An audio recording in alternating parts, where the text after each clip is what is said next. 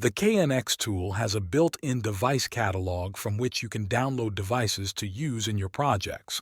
To add more devices, navigate to the device catalog, either through an open project or through the side menu. Your device catalog is made up of the online and the local catalog. All downloaded and manually added devices are stored in the local catalog. You can browse and download devices from the online catalog. The cloud icon next to the device indicates that the device hasn't been downloaded yet.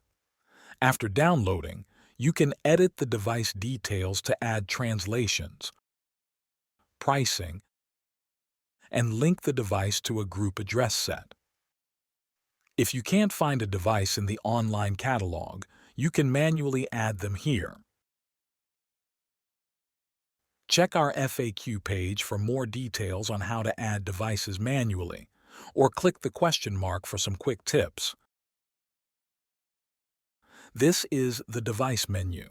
Here, you can search for devices using the Search tab or browse devices by category. Right-click a device to view its details.